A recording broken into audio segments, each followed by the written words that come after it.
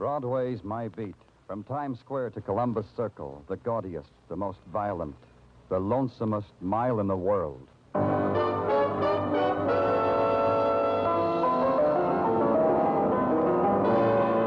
Broadway's My Beat, with Larry Thor as Detective Danny Clover.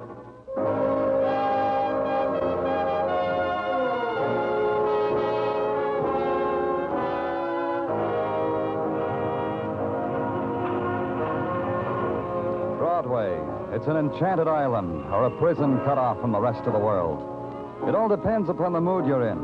The sudden sounds that dart from doorways, call them fury, or make yourself believe they're promises dimly heard. Or con yourself that the stare that just trailed by you had nothing to do with hunger. You can kid yourself on Broadway because that's what it's here for. It's Broadway, my beat.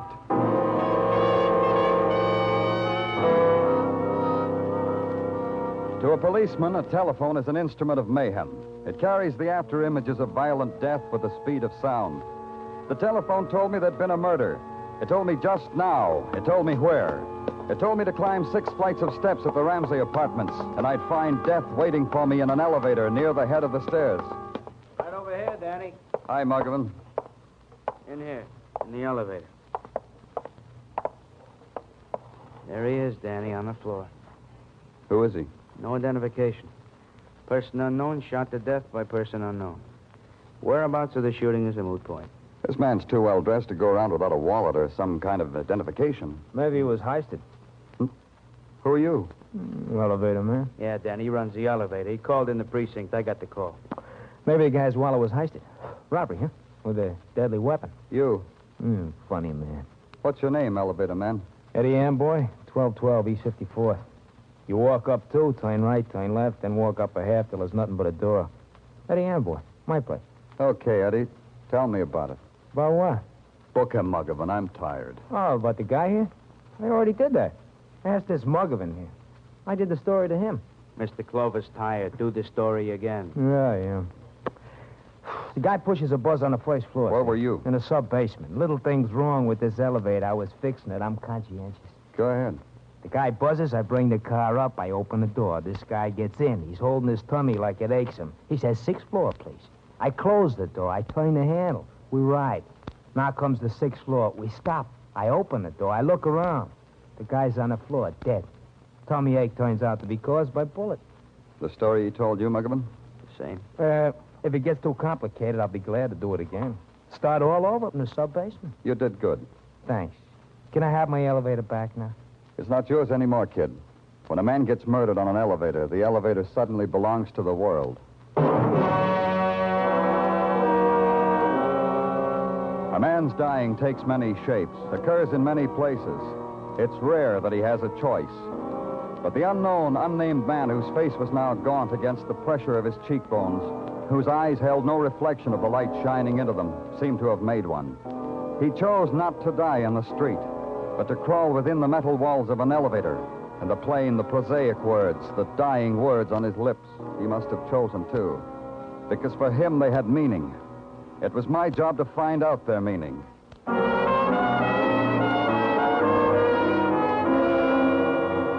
At headquarters, we put tracers out on the murdered man. Who was he?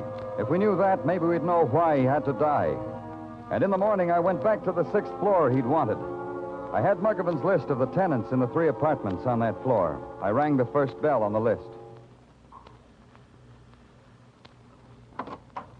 What do you want? You're Miss Conrad? What do you want? I'm from the police. Who is it, Martha? Who is it? Don't you think you'd better tell her? Martha, how dare you not answer me? Who is it? And don't tell me it's no one, because I heard you whispering. Who is it, Martha? It's the police. Oh, how wonderful, the police. But isn't that the end? Show them in, Martha. No, wait, darling. First I want to paint my face. Come in. But I... It's all right. She's already done her face. Come in. Down this hole, please. No, don't come any closer. I want you both to stand right where you are. Especially you, policeman. You're Miss Conrad? Mary Conrad. You may call me Mary, because Mary's a grand old name. Martha. Yes. Martha, get the policeman and me something. A libation, a morning martini, anything the policeman wants. Don't go away, Martha. You afraid to be left alone with me, policeman? Miss Conrad, a man was murdered in this building last night. Murder? In this building? That's the end. Martha, did you hear what the beautiful man said? He got in the elevator and asked for the 6th floor. Was it you he wanted to see, Miss Conrad? The policeman must want a drink. No, Mary, he wants to. Do as I say, Martha. Don't be angry with me, darling. Just always do as I say. Now, where were we? Oh, yes, the murdered man. Who was he? We don't know, but I have a picture. A picture? How wonderful. Gimme. Here. Very distinguished. So dead. So horribly dead. Do you know him? Would it make it easier for you if I did, policeman? Do you know him, Miss Conrad? I'm sorry, dreadfully sorry. We don't know this man, do we, Martha? Do we? No. No, we don't know him. Where were you last night, Miss Conrad? I was here. All day. All evening, all night. I didn't go out once. Did I, Martha? No. The commotion in the hall when the man was found, it didn't wake you? Did it wake me, Martha? No, you slept very soundly. You sleep in the same room with Miss Conrad, Martha? Well, Policeman, you talk to Martha as if she were a servant. But I thought... That's dreadful. Of course Martha's not a servant. She's my sister. Isn't she the end? Maybe I said something after that. I don't remember. What I do remember is waving my jaw a few times and trying to smile and give the impression of course she's your sister. What else? Then I left. The apartment door across the hall had a nameplate that said Jonathan Quill and was equipped with a door knocker, a brass dragon sticking his tongue out at me. I lifted him up and pushed his face against the door. And then it happened. The door swung open. I stepped inside. How was I to know I was standing in the middle of a train crossing? Jump over it, boy. Jump over it. You want to get hit by a train? Oh, yeah. You sure had a narrow squeak now, didn't you? Could have taken off a toe. Yeah. Hey, what goes on? Look at her go. Oh, the exact replica of the Super Chief. And almost as fast. Oh, I always wanted to be a brakeman, boy. Became a millionaire instead. What did you want to become? A millionaire. I got to be a policeman instead. Glad you came. Never had a policeman watch for trains. Never thought about asking one. Well, now that you're delighted, Mr. Quill, I hope I won't do anything to break up your fun. I'm a policeman come to see about a murder. Yeah, murder? Wait till I throw the switch, boy. Wait till I throw the switch here. Just wait till I throw it. What's the murder? You mean the one down the hall? The elevator murder? I didn't do it, and I'll prove it to you. Mr. Quill. You bet I'll prove it to you. You want an alibi, don't you? That's why you came here. I know all about policemen. You want alibis. Harold! Harold! Yeah? Come in here. Harold, that's a policeman. You know what to do, Harold. Right over there. That's a policeman right there. Hello. My name's Harold Blake, Jonathan's partner. Danny Clover. You seem to have gotten Jonathan excited. Jonathan gets excited. Tell him, Harold. Tell him. You know what to do now. Tell him. Well, ever since the elevator boy was in here last night... Eddie Amboy? He didn't say anything about that. I didn't know he came in the apartment. Well, he reported the murder from here. You mean he used your phone to call the police? Yes, that's right, to call the police. I was here visiting with Jonathan. I live in the next apartment, you see. I see. Pretty late for visiting, wasn't it? By some standards. By some standards. Frankly, Mr. Clover, and you've probably never gotten an alibi like this in your life, we wanted to watch the trains on what we call the milk run. That's our alibi. Tell him what else, Harold. Go ahead. Oh, I don't think that's... Go ahead. Tell me what else. Well, it's about the elevator operator, about Eddie. Jonathan thinks Eddie is the murderer. That's what I think. Oh? Why? Because Eddie is mean and spiteful and tried every which way to make an honest dollar. He's the type that murders other types. What else? Need there be anything else? Eddie is the killer. It's a hunch I have. I have made $1 million with my hunches. You see how it is, Mr. Clover. No, I don't see. But I'm going to try. Where there's peace, gentlemen, and quiet. Away from trains, gentlemen.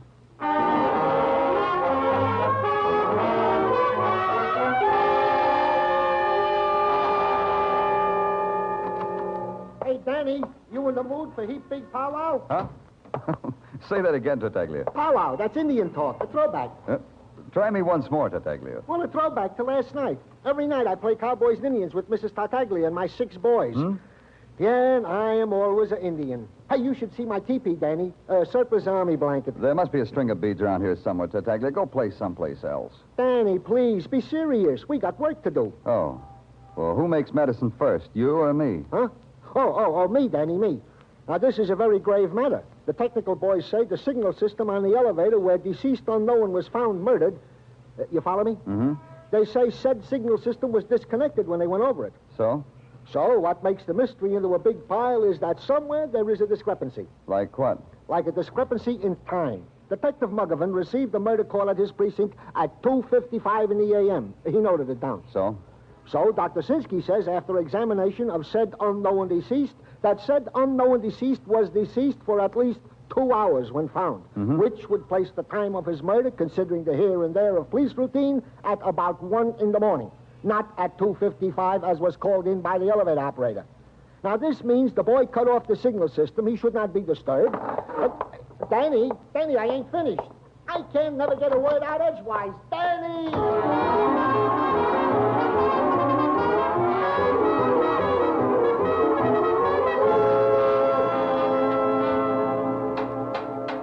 The doorman told me I'd find you here, Eddie. Oh, well, it's the hard detective, huh? Where else would you find this elevator boy, Bloodhound? I'll answer that. In the sub-basement, fixing this stinking elevator. Last night, Eddie. Did you have to fix the elevator before you called the police? That's a very interesting question, because I can't figure out what it means. Very mystical. I'll explain it to you, elevator boy. Now, go back, Bloodhound.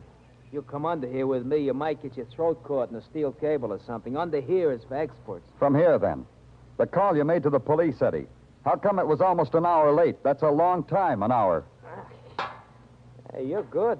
You boys are real good to find out a thing like that. We got experts, too, Eddie. So maybe you better put your elevator away someplace and come out here and talk to me. Expert to expert. Yeah, I'll do that. One more tap in its tummy. Hey, who's that? Eddie, get out! Get out! I can't! My foot is caught! Help! Oh! No.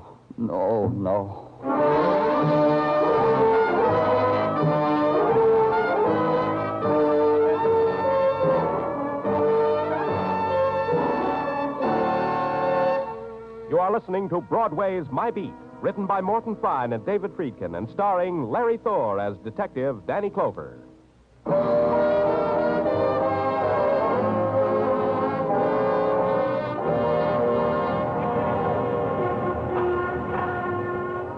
Broadway is a place that mourns the dead only in passing. The cold whisper of death winds its way through the neon chasm, and Broadway notes it, shudders, and huddles in on itself. To the murder of an anonymous man in an elevator, to the crushing out of another man's life by that same elevator, Broadway reacted true to form. It read the headlines, shrugged, and flipped them neatly into the nearest trash can. But at headquarters, it isn't that easy. Even Sergeant Tartaglia didn't think so. It ain't easy, Danny. 20 years into business, and, well, it still ain't easy. What isn't, Tartaglia? To be in a business where the product is dead bodies, where the clients are murderers. I've often commented thusly to Mrs. Tartaglia. Does she comfort you then, Tartaglia? Like an angel. She goes to the mixmaster, beats up a recipe, and presents me with a confection. I happen to have one here now, Danny. Homemade halva. Here, have a piece. Go on. Thanks.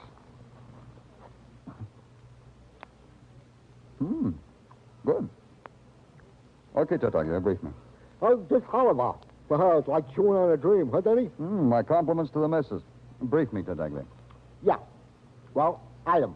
The unknown man found dead in the elevator of the first part is still, to all intents and purposes, unknown. Yeah, but you'll keep after it, Tartaglia. Oh, like an old hound dog. Item, the death of the elevator operator, Eddie Amboy. The boys in technical concur with your opinion that he was indubitably murdered. Well, it's generous of them. Yeah, they thought so. They said the hacksaw you found on the roof of the apartment building, plus the evidence that the elevator cable had been sawed through, this made it murder. What else, Tartaglia? Well, we have checked on the background of Eddie Amboy. Found he ran an elevator, and in his room had a wife, Mrs. Eddie Amboy. She there now? Oh, yeah, Danny, yeah. The boys are even now, keeping tabs on her. Tartaglia, give me the rest of that halva. I may need it for comfort.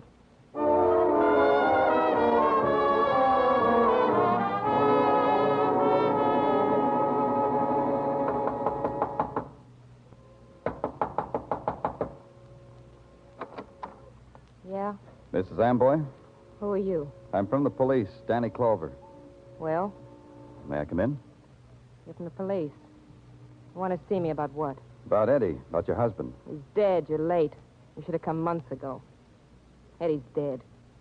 Last night he got married to an elevator. Eddie was murdered, Mrs. Amboy. You'd want to take the trouble. Oh, come on in. Sit over there if you want to. Thanks. You said I should have come months ago. Why? Could have arrested him. Could have had him sentenced for every little petty crime he committed. I added it up one night. Come to 157 years. That way, huh? This way, Mr. Clover. I could have visited him in jail, brought him pineapple upside-down cake. He liked pineapple upside-down cake. It's a dream I had. To watch him eating pineapple upside-down cake behind bars. You sound bitter enough to want to kill him. And wreck that dream I told you about? Myself? That was Eddie's department. You were around when Eddie was killed? Still doubt me, Mr. Clover. Don't doubt me. I've been on vacation, mister. To Washington, the District of Columbia, to our nation's capital. 2-day all-expense tour by bus to gawk at the White House, Lincoln's Memorial. Miss Amboy. Eddie sent me away. He had a girl. Oh. When did you get back, Mrs. Amboy? This morning. Time to read the papers. And time to know that Eddie was dead. Time to come back here and sniff perfume I never had. Another woman. We'll check that. About the trip to Washington, I mean. Yes, sure. You know what I was just thinking, Mr. Clover? What? 6 years. I get my first 2-day vacation in 6 years, and it becomes a matter for the police. How long will it be before Eddie leaves me alone? You've seen women like me before, mister. Help me out. How long will it be? We'll just check about that bus trip. No longer than that. Wait a minute. Don't go yet, Mr. Clover. I got it right here. Here. Take this wallet. What about it? Before I burned Eddie's clothes this morning, I went through them. Maybe he'd left me $5 insurance money. I found this wallet. Eddie never had no wallet like this. Anyhow, it's empty. Not quite empty. A picture of a man. An identification card. You know him? Not really, Mrs. Amboy, but I know about him. He's a man who didn't get off an elevator. He tried, but he didn't make it. Mrs. Amboy's eyes glittered through the shadows of the room filled with shadows. And all that was in them was the hard crust of a hatred finally resolved. It was not only Eddie's clothes she had burned, but his touch, his gaze on her, the whispered night words. There was nothing more I could ask her about Eddie that she would answer. So I got out.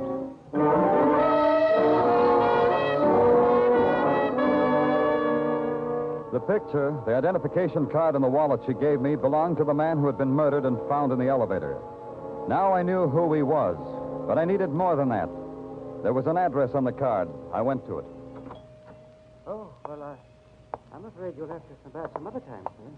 Dr. Stafford is not in. I know that. I'm from the police. Danny Clover. And you? The attendant. I helped Dr. Stafford. We have a small hospital here. Only Dr. Stafford and myself. Police? Yes. I want to... Well, I'm afraid you'll have to take up whatever it is you want with Dr. Stafford. I'm not in a position. What is it you want, Mr. Clover?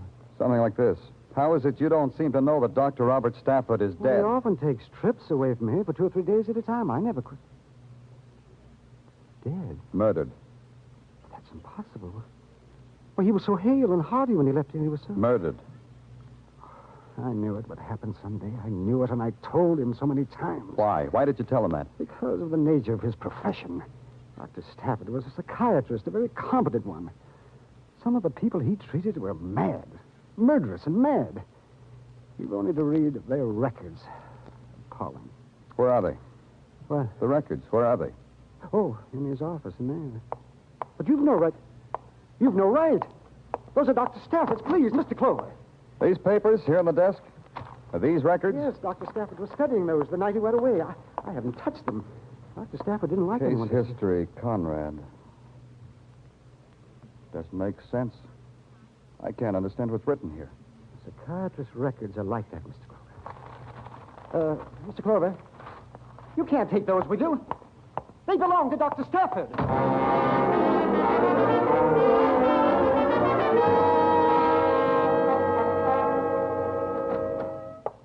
Welcome, Danny. Welcome to the office that Freud built with the taxpayers' money down. Dr. French, how are you? All right, Danny, all right. Well, what brings you to the city psychiatrist? Problem? A problem. Off the record? On it, Doctor. I've got a file here. It's filled with words and parts of words that I don't understand. A file about a sick woman. Illness requires a special language, Danny. Let me take a look. Here. Anything, Doctor? Gently, Danny, gently. This is quite a history. Sum it up for me, Doctor. Tell me so I can understand. Can the lay mind understand insanity? For the woman named Conrad, it says here that she's insane. How insane? The insanity of the headlines, Danny. The sensational insanity. The woman named Conrad is a homicidal maniac. Yeah. This woman needs attention. According to these notes, she was going to be committed. I know, but which one? I don't understand. Which one, Doctor? Which Conrad? Martha or Mary? Which is a homicidal maniac? Which?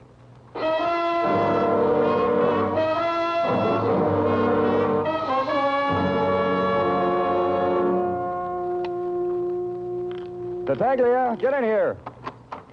Yeah, Danny, yeah. I was just in the... Hey, what are you doing with your gun, Danny? The old ammunition don't please you? Something like that. Tartaglia, I've got a thing for you to do. Always a pleasure, Danny. Tell the boys in the press room we've captured a homicidal maniac. Oh, that's nice. Huh? Hey, where, Danny? Where is he? A woman, Tartaglia. A mad woman named Conrad. Tell the reporters we're holding her for the murders of Dr. Robert Stafford and Eddie Amboy. Huh? You have spoken, Danny. But what, Tartaglia? Well, me, a policeman. It makes me ashamed to confess it, but I don't know what's going on in the police department. Oh, I'll whisper it in your ear, then you'll know. Eddie Amboy, he was the key, Tartaglia. The key to what, Danny? To the murder of Dr. Robert Stafford, to his own. Because he saw the Conrad woman kill Stafford, then blackmailed her in his own special way. Eddie had special ways. Well, if I could only understand it, it would explain something. Well, it explains Eddie's delay in calling the police. He had to fix it up with a murderer, Tartaglia. It took him an hour. When he finally convinced her, he called us. He didn't know he was playing games with a mad woman. Oh, and this Conrad was the woman who sawed through the cable and thereby dropped an elevator on him? Yeah. Hey, but wait a minute, Danny. There are two Conrads, Mary and Martha. Now, don't play hard with my emotions, Danny. Which one was it, Mary or Martha? How would I know? Another thing, Tartaglia. One of the Conrad sisters is in her apartment now. I checked. Tell Muggerman not to let the other sister get to her. Under no circumstances is one sister to contact the other. You got that? Got it, Danny. Yeah, one more thing. If anyone wants me, anyone, they can reach me at home. Is it all clear now, Tartaglia?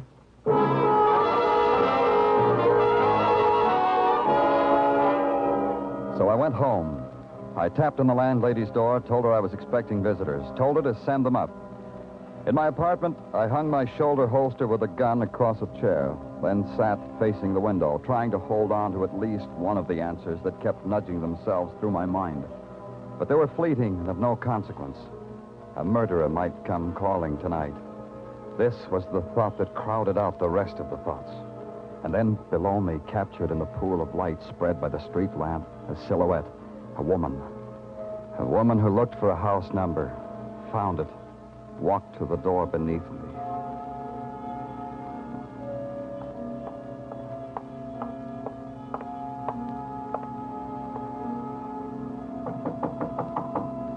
Found me.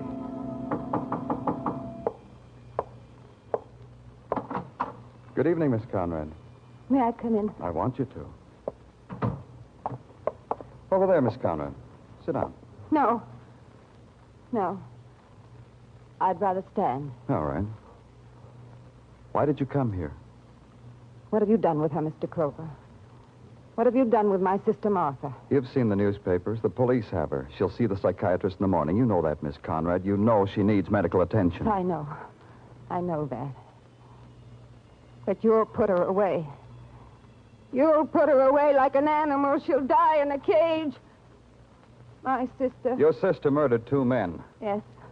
Yes. Why didn't you come to the police? You knew she murdered Dr. Stafford, knew about Eddie Amboy. She'll die in a cage. Crawling in a cage. Come in. Martha. Martha, what are you doing here? I don't understand. That policeman, he said... The papers said... They were holding you, Mary. I thought they'd finally caught you. Finally. Oh, Mary. Mary. It's a trick. It's a trick. Let's run. Let's get out of here. No more running. Come on. No more. You're Let's go. You're sick, Mary. Huh? Don't you know that? Huh? I tried to help, but these men, this killing. Oh, Mary. Don't touch me. You've turned on me. Now he knows. Now he knows, and you... I'll kill you both. Mary, put down that gun. I'll kill you. Kill you.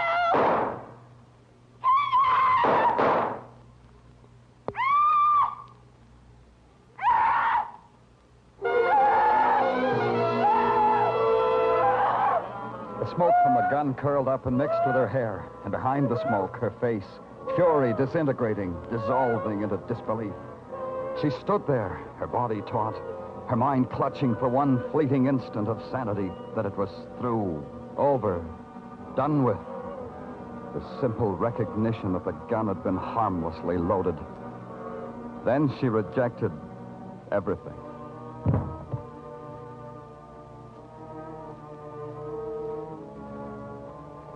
A little while later, some men came. Men who knew about these things. They picked her up and carried her away.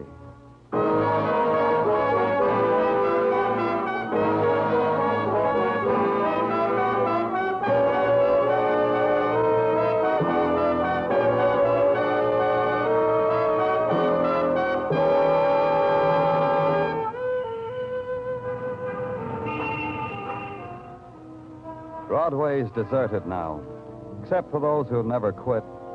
Those who wear peepholes for eyes, the dream walkers, the people who want to laugh.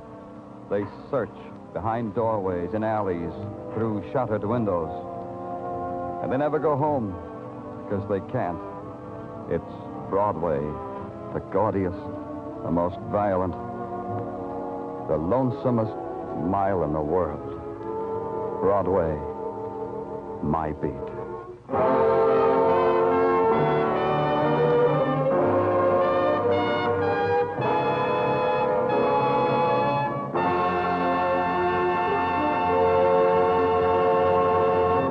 Broadway's My Beat stars Larry Thor as Detective Danny Clover with Charles Calvert as Tartaglia. The program was produced and directed by Elliott Lewis. The musical score was composed and conducted by Alexander Courage.